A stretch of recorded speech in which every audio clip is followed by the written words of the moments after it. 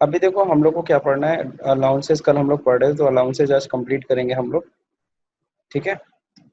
और पीपीटी में हम लोगों ने कहाँ तक पढ़ लिया था, कल हम लोगों ने की मैन इंश्योरेंस भी पढ़ा था, ठीक है। ओके, सो हम लोग सैलरी पढ़ रहे थे। सैलरी में सबसे पहले तो हम लोग जाहिर सी बात है क्लास स्टार्ट करते हैं सबसे पहले किस चीज़ से, कंपुटेशन से। तो चलिए सबसे पहले कंपुटेशन समझते हैं। तो बेसिक सैलरी, पेंशन, एनटी, सब ये सब सबसे पहले नंबर पे दिखाया जाता है कंपुटेशन ऑफ टैक्सेबल सैलरी में। बेसिक सैलरी हो गया, पेंशन हो गया, एनटी हो गया, बोनस हो गया, कमीशन हो गया, एड ऑफ सैलरी हो गया, एडवांस सैलरी, लीव सैलरी। सबसे पहले पॉइंट पे ये सारी अगर इनकम्स होती हैं इन सबको पहले दिखाओगे, और ये सभी टैक्सेबल होते हैं, ठीक है, अगर ये सब मिल रहा है तो। नेक्स्ट सेकेंड नंबर पे क्या होगा, हम ऐड करेंगे क्या, ऑल टैक्सेबल अलाउंसेस, जितने भी टैक्सेबल अलाउंसेस हैं उन्हें। सबको पता है अलाउंसेस इन कैश होता है। नेक्स्ट ऐड करेंगे क्या, टैक्सेबल वैल्यू ऑफ परक्यूजिट्स। फिर हम परक्यूजिट्स की वैल्यू ऐड करेंगे, जो सुविधाएं कंपनी ने हमें दे रखी हैं उनकी वैल्यू कैलकुलेट करेंगे और उसको अपनी सैलरी में ऐड करेंगे, ठीक है ना। परक्यूजिट सबको पता होता है, इन काइंड्स होती है। नेक्स्ट अब हम लोग बात करेंगे क्या, employers contribution into PF. अगर हमारा एम्प्लॉयर हमारे पीएफ में कंट्रीब्यूट करता है, वो भी कितने से अधिक, 12% से ज़्यादा, ठीक है। हमारी सैलरी के 12% से ज़्यादा अगर हमारे पीएफ में कंट्रीब्यूट करता है तो वो भी हमारी सैलरी में ऐड होगा। अब जो पीएफ हमारा डिपॉजिटेड है, अगर उस पर इंटरेस्ट का अमाउंट कितने से ज़्यादा आ रहा है, 9.5% से ज़्यादा आ रहा है, तो उसे हम लोग उसको भी हम लोग सैलरी में इंक्लूड करेंगे। This will become gross salary, and after gross salary we will less deduction from salary under section 16। Okay, so gross sir. Salary, बोलिए। सर ये अगर इम्प्लॉयर मान लीजिए हमको 13% वो करता है। हाँ, 13% हाँ पीएफ में तो कंट्रीब्यूट करता है, तो 1% ठीक है की जो सर। वैल्यू होगी वो यहाँ पे ऐड कर लेना सैलरी में अपने। अच्छा सर, पूरा नहीं ना होगा 13, नहीं नहीं नहीं, पूरा सिर्फ 13 पर। 12% तक नहीं, 12% से ऊपर जितना करेगा, एक्सेस देखा लिखा भी है, एक्सेस ऑफ 12%। 12% से जितना एक्सेस होगा वो अमाउंट जोड़ेगा। उसी तरह से इंटरेस्ट भी एक्सेस ऑफ 9.5%। 9.5% से अगर ज़्यादा इंटरेस्ट बना है तो जितना ज़्यादा बना है वो हमारी सैलरी में ऐड होगा, अब वो ग्रॉस सैलरी आ जाएगी, ठीक है। ये सर। अब देखो यहाँ पे deduction from salary under section 16, तो 16 में आया वो 16(1)(a), 16 की क्लॉज 2, 16 की क्लॉज 3 में ये लाइन से 3 डिडक्शन है। स्टैंडर्ड डिडक्शन जो कि 50,000 रुपीज़ है इस समय, तो 50,000 मिलेगा। एंटरटेनमेंट अलाउंस का डिडक्शन जो कि ओनली टू गवर्नमेंट एम्प्लॉय में मिलता है, वो भी मैक्सिमम 5,000 का।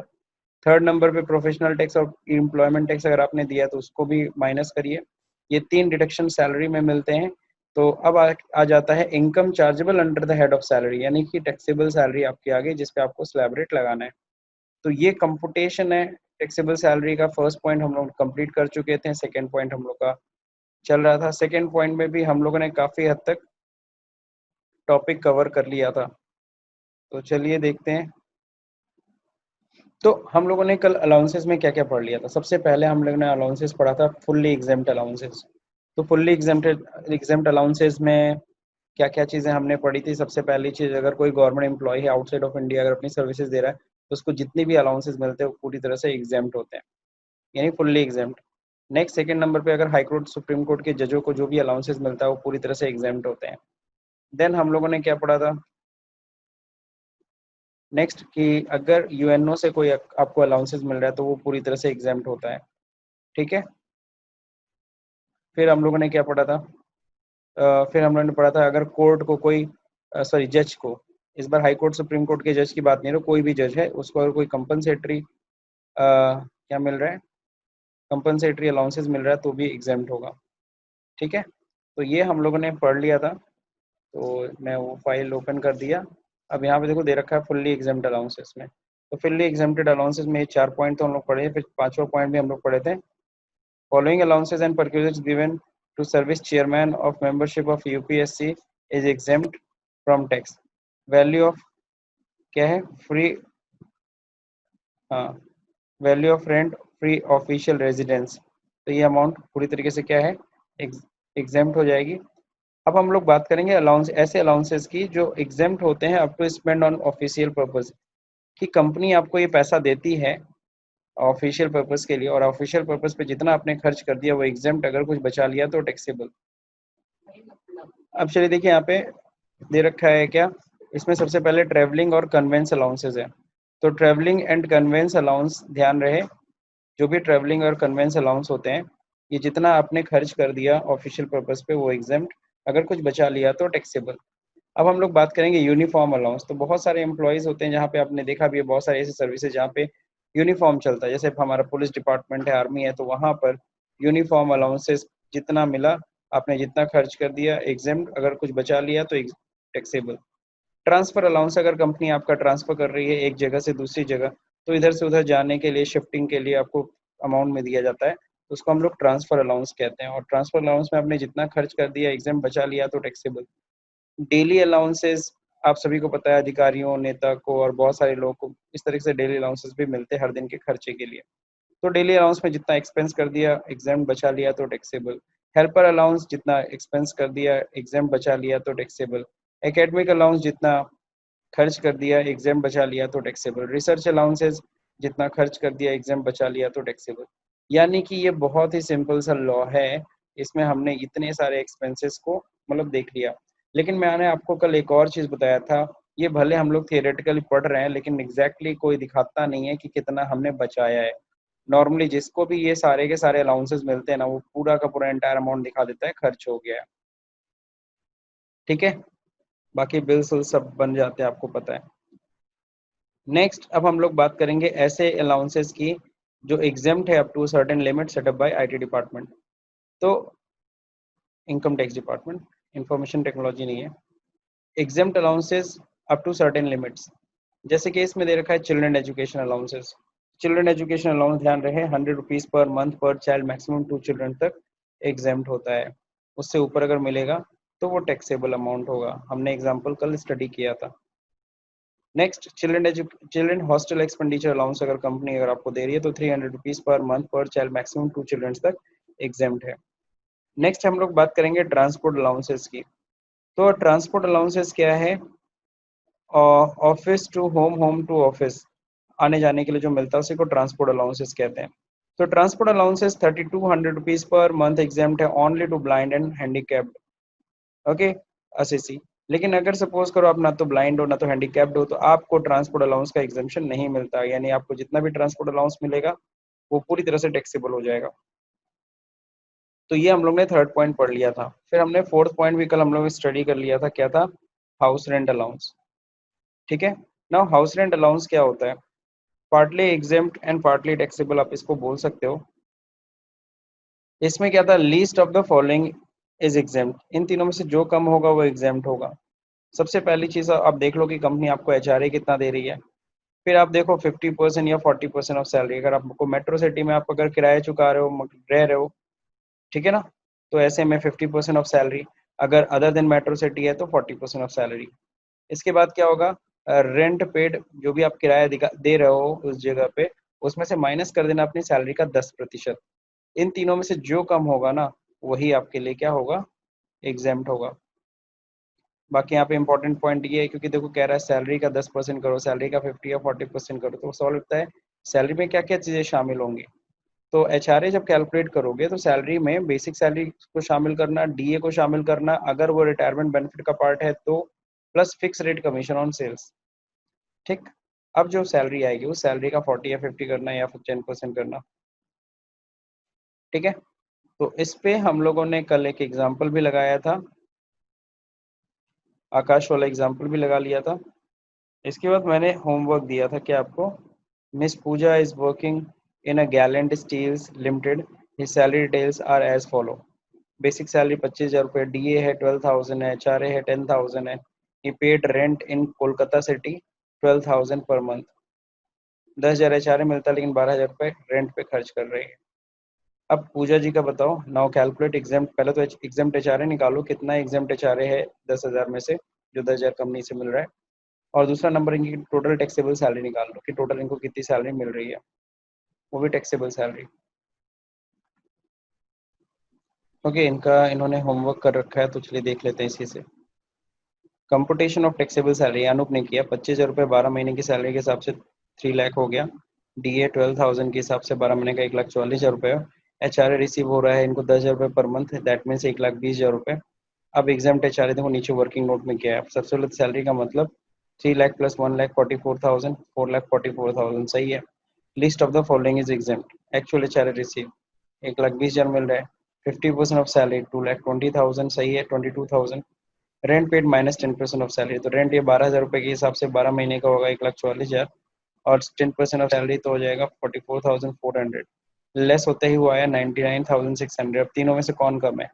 99,600, तो एग्जाम एच आर ए 99,600 बिल्कुल सही है अनु, अच्छा किया। अब जब देखिए यहाँ पे, तो 1,20,000 मिला था, उसमें से 99,600 एग्जाम हो गया, 20,400 रुपये टैक्सेबल हुआ। अब ग्रॉस सैलरी में देखो इन तीनों अमाउंट को जब जोड़ते हैं तो 4,64,000, 4,64,400 आ गया। इसमें डिडक्शन मिलेगा, स्टैंडर्ड डिडक्शन आई ए सॉरी या फिर कह लो 1 ए, तो मिल गया, क्लियर हो गया 50,000। नेक्स्ट कोई डिडक्शन नहीं है, फाइनली 4,14,400 रुपीज टैक्सेबल सैलरी है। एकदम सही है अनूप, बहुत बढ़िया, yes sir, thank you sir. बहुत बढ़िया, आपने सही से किया। तो हम लोग को सॉल्व करने की जरूरत नहीं पड़ी। अब हम लोग बात करते हैं किसकी, अब हम लोग बात करेंगे टैक्सेबल अलाउंसेस की।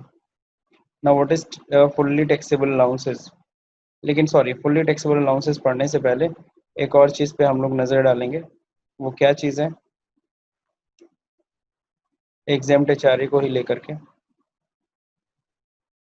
ये तो हमने पढ़ लिया था क्या कि हाउस रेंट अलाउंस के बारे में, कि least of the following is exempt. Important point में हम लोगों ने अभी एक ही पॉइंट पढ़ा हुआ है कि एचआरए में सैलरी का मतलब क्या होता है। अब सेकेंड इंपॉर्टेंट पॉइंट और ज़रूरी है आपको पढ़ना, वो पॉइंट क्या है? सर एच आर ए पूरी तरह से टैक्सेबल होगा अगर आपको जिस जगह पे एच आर ए मिल रहा है, अगर उस जगह पे आपका खुद का मकान है तो, ठीक है ना। यानी कि जहाँ पे आप जॉब कर रहे हो, वर्किंग प्लेस जहाँ पे है, वहीं पे अगर आपका खुद का रेजिडेंशियल हाउस है, कंपनी आपको जो भी एच आर ए देगी वो फुल्ली टैक्सेबल होगा, ठीक है ना। तो H R A is fully taxable if employ have own residential house in working place. जहाँ पे वो काम कर रहा, मान लीजिए आप गोरखपुर में काम करते हैं और गोरखपुर में ही आपका खुद का मकान भी है, तो ऐसे में जो भी आपको कंपनी अलाउंसेस देगी एचआरए के रूप में, वो पूरा का पूरा टैक्सेबल हो जाएगा। इसमें किसी को कोई डाउट है क्या? नहीं सर। क्योंकि आप रेंट पे 1 रुपया नहीं खर्च कर रहे हो। HRA is fully taxable if HRA is fully taxable if employee not spend any penny any amount, लिख देता हूँ, any amount on rent, ठीक है ना। फॉर एग्जांपल वो क्या कर रहा है, वो रिलेटिव के यहाँ रह रहा है अपने, तो अगर वो जहाँ पे भी रह रहा है वहाँ खुद का मकान तो नहीं, लेकिन हाँ रिलेटिव का मकान उसके यहाँ रह रहा है और 1 रुपया किराया नहीं देता है, तो जाहिर सी बात है उस केस में भी एचआरए फुल्ली टैक्सेबल होगा। तीसरा और last case, if rent paid is less than 10% of salary. मतलब समझे, अगर जो किराया जो दे रहा है बंदा एम्प्लॉय, वो उसकी सैलरी के 10% से भी कम है, ये थर्ड वाला पॉइंट, जो हम रेंट पे कर रहे हैं वो सैलरी के 10% से भी कम है। मान लीजिए आपकी सैलरी, आपका जैसे यहाँ पे आ रहा था एग्जाम्पल में इन्होंने किया था, इनको एचआरए कितना मिल रहा था, 5,000 रुपीज़। अभी हम लोगों ने जब इन्होंने सैलरी निकाला 10% ऑफ सैलरी, और सैलरी का मतलब क्या था, सैलरी 3,60,000 था, तो इन्हें 36,000 आया 10%। अगर 36,000 से भी अगर कम अगर रेंट देते हैं साल भर में, ये इनकी सैलरी का 10% कितना है, 36,000 रुपये। लेकिन अगर 36,000 से भी कम रेंट देते हैं, मान लीजिए ये हर महीना 2,000 रुपये रेंट देते हैं, 24,000 आएगा रेंट, तो क्या 24,000 में से 36,000 लेस हो पाएगा? नहीं। या फिर आप ऐसे कह दो ना कि आप जो किराया देते हो आपकी सैलरी के 10% से भी कम है, यानी बहुत ही मिनिमम रेंट दे रहे हो, और उसमें भी आप कह रहे हो कि हमें एग्जेम्पशन चाहिए, तो गवर्नमेंट कहती है नहीं नहीं, आपको कोई एग्जेम्पशन नहीं मिलेगा, आपको जो भी एचआरए मिल रहा है फुल्ली टैक्सेबल। मेरे ख्याल से ये पॉइंट सबको समझ में आ गया। एचआरए, अब जितने भी अलाउंसेस हम लोगों ने पढ़े हैं, ठीक है, ये फुल्ली एग्जाम्ड अलाउंसेस। फिर हम लोगों ने ये पढ़े allowances exempted up to spend on official purpose, exempted allowances are under a certain limit. हालांकि इसके अलावा भी था, हम लोगों ने कल डिस्कस किया था चार्ट में। उसके अलावा जितने भी नाम आपको एचआरए, फिर एचआरए भी पढ़ लिया, इसके अलावा जो भी अलाउंसेस जो अभी तक हमने नहीं एक्सप्लेन किया, वो सब के सब क्या होंगे, फुल्ली टैक्सेबल अलाउंसेस होंगे। यानी कि कोई भी अननोन नाम से तुम्हें अगर अलाउंसेस सुनने को मिले तो समझ जाना वो फुल्ली टैक्सेबल है, क्योंकि मैक्सिमम हम लोग पढ़ लिए हैं। अब इसमें देखो दे रखा है allowances which are fully taxable. कौन कौन से अलाउंसेस होते हैं जो फुल्ली टैक्सेबल होते हैं? तो ध्यान रखिए, मेडिकल अलाउंस। मेडिकल अलाउंस सुनने में जैसे लगता है इसमें कुछ एग्जामेशन मिलेगा, लेकिन मेडिकल अलाउंस मतलब हो गया कि हर महीना आपको मेडिकल के लिए पैसा दिया रखा है, हर महीना आप बीमार तो होगे नहीं। तो गवर्नमेंट ने कहा ये सब एग्जामेशन पाने के लिए लोग फालतू का मेडिकल अलाउंस अलाउंस देते हैं, तो इसलिए हम तो क्या करेंगे, मेडिकल अलाउंस अगर कोई अगर एम्प्लॉय को मिल रहा है फुल्ली टैक्सेबल है। अगर वही मेडिकल फैसिलिटी होता है ना कि बीमार पड़े हो जाके इलाज करा रहे हो, उसका पैसा दे रही कंपनी, वो एग्जाम्प्ट है, वो सैलरी में नहीं ऐड होती। लेकिन हाँ, अब क्या है, मेडिकल अलाउंस हर महीना तुम्हें मेडिकल अलाउंस दिया जा रहा है, हर महीना थोड़ी ना तुम बीमार हो। तो ये लिखा भी है देखो, फिक्स इन नेचर होगा, तो 100% वो क्या हो जाएगा, taxable, fully taxable. Entertainment allowance, आपको पता है एंटरटेनमेंट अलाउंस पहले ऐड करते हैं फिर डिडक्शन मिल जाएगा। प्रोजेक्ट अलाउंस हो गया, ऑल अदर सिमिलर अलाउंसेस जैसे lunch allowance, tiffin allowance, dog allowance, servant allowance, इस तरीके से बहुत सारे नाम से अलाउंसेस मिल सकते हैं। तो अगर डॉग अलाउंस है, अगर सर्वेंट अलाउंस मिल रहा है, अगर लंच अलाउंस या टिफिन अलाउंस मिल रहा है, तो ये सब सर जी पूरी तरह से 100% टैक्सेबल है। और मेडिकल अलाउंस ध्यान रखना, मेडिकल अलाउंस आज हम लोग पढ़ तो रहे हैं कि ये क्या होता है, फुल्ली टैक्सेबल होता है, लेकिन देखना आप ही लोग बाद में भूल जाओगे और मेडिकल अलाउंस में एग्जाम्पशन देने लगोगे, तो ध्यान रखना इस चीज़ को, भूलना मत। तो यहाँ तक देखिए हम लोगों ने कंप्लीट कर लिया है अलाउंसेस। अब लास्ट अलाउंस रह जाता है लीव ट्रेवल अलाउंसेस, यानी कि एलटीए का। तो एलटीए क्या होता है, ध्यान रखिएगा, कंपनी आपको पैसे दे रही है आने जाने के लिए और घूमने के लिए। तो ध्यान रखिएगा, ऐसे में गवर्नमेंट ने सिंपल सा लॉ बना रखा है कि कंपनी ने सपोज करो आपको 25,000 रुपये दिए, इवन आने जाना खाना पीना सबके लिए, 25 या 30,000 रुपये दिया, बट आपको वो जिस जगह पे आप गए थे घूमने, वहाँ जाने और आने का खर्चा टोटल है, किराया भाड़ा है सब 10,000 मिला के, तो 10,000 रुपये का ही आपको एग्जाम्पशन मिलेगा। 10,000 के ऊपर जितना भी आपको पैसा मिला है, यानी कि सपोज करो आप 25,000 मिला, 30,000 रुपये मिला था और 10,000 रुपये आने जाने का भाड़ा था, तो 10,000 रुपये एग्जाम्प्ट हो जाएगा और 20,000 रुपये जो है वो आपकी सैलरी में ऐड होगा। तो ये लीव ट्रेवल अलाउंस के साथ है।